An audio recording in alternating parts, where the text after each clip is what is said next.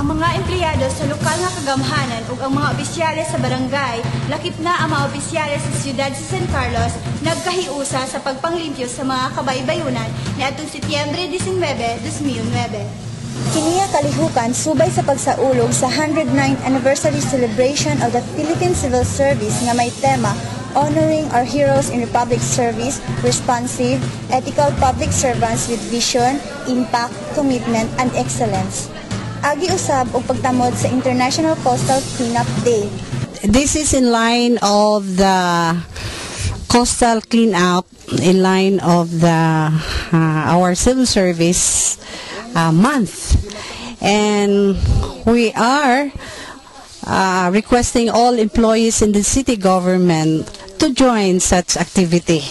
Taga City Hospital aron pagduyog sa Civil Service Month celebration, no? Anya karon ni adire naghimo men dire og compost pit, mga tulo ka lupa ni siya ni don mga usa ka lupa nga lawmon. Kita nato si Dr. Nardo, siya gyud ang nangunay po dire makita nato dire. So ang taga hospital nagtimbayayong aron sa paglimpyo sa coastal barangay dire sa Ermita.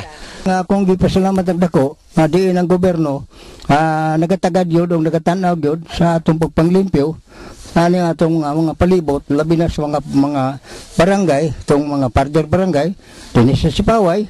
Ang nasangpit na pagpanglimpyo gipaagi og grupo-grupo diin ang matag lugar adunay grupo nga gitahasan nga manglimpyo sa baybayon. Mi sa City Health niami karon because of our activity nato no sa tong City of San Carlos kanato ang tawag og coastal clean up no as part of our environmental management system no.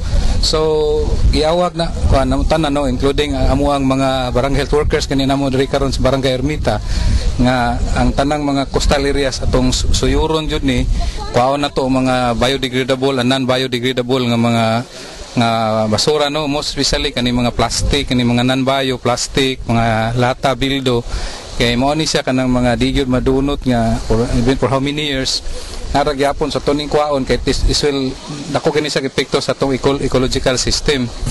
Sila si City Vice Mayor Gingo Valmayor Jr. ug mga SP members maoy nangulo sa pagpanglimpyo sa gipahigayong International Coastal Cleanup Day.